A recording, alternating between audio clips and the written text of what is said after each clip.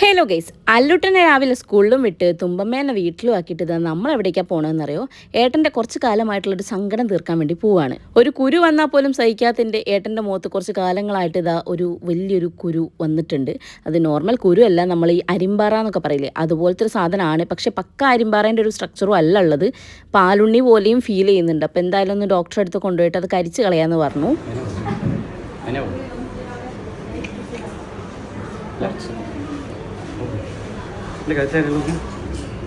നെറ്റിയിലുള്ള എന്തായാലും കരിക്കാണല്ലോ, എന്നാൽ പിന്നെ കഴുത്തിലുള്ളൊക്കെ അങ്ങോട്ട് കരിക്കാന്നുള്ള പ്ലാനായിരുന്നു മൂപ്പർക്ക് കേട്ടോ. അധികം വേദന ഒന്നും ഉണ്ടാവില്ല, സിമ്പിളാണെന്നൊക്കെ പറഞ്ഞ് ഞാൻ ആവശ്യത്തിലേറെ മനോധൈര്യം കൊടുത്തിട്ടുണ്ട്. പക്ഷെ ഞാനപ്പോൾ ആലോചിച്ചൊരു കാര്യം എന്താ പറയുക, ഈ മനുഷ്യനെയാണല്ലോ ദൈവമേ ഞാൻ ലേബർ റൂമിൻ്റെ ഉള്ളിൽ കയറ്റണം എന്ന് ആഗ്രഹിച്ചത്.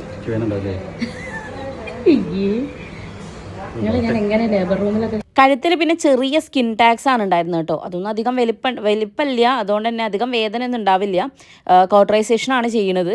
അപ്പോൾ ഇന്നെ ഒരു വിശ്വാസം അല്ലാത്തതുകൊണ്ടാണ് ഞാൻ ചെയ്തു കൊടുക്കാമെന്ന് 1000 വട്ടം പറഞ്ഞ്. പക്ഷേ ഇന്നൊരു വിശ്വാസം വേണ്ടേ?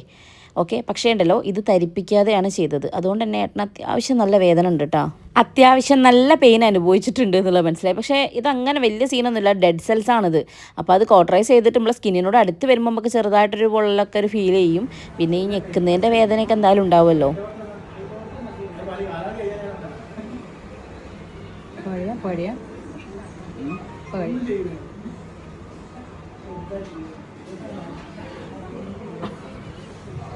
കരയണോ? കരയില്ല, കണ്ടത് വെള്ളം വരുന്നുണ്ട്.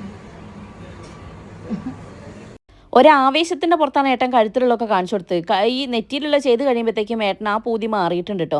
എന്നാൽ ഇനിയിപ്പോൾ കഴുത്തത് ചെയ്യണോ എന്നുള്ള വട്ടായിരുന്നു. പക്ഷേ ഞാൻ പറഞ്ഞു എന്തായാലും വന്നാലേ അതങ്ങ് ചെയ്തോ എന്ന് പറഞ്ഞു.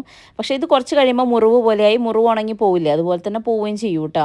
ഇത് അധികം പരകാതെ ഇങ്ങനെ കോട്ടറൈസ് ചെയ്യുന്നതാണ് എപ്പോഴും നല്ലത്.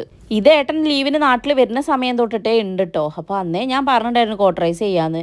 അപ്പോൾ അപ്പുവാണ് പറഞ്ഞത് ഇവിടെ പോയിക്കോ, ഇവിടെ നല്ലതാണെന്നൊക്കെ പറഞ്ഞിട്ട് അങ്ങനെയാണ് ഞങ്ങൾ ഇവിടേക്ക് വന്നത്.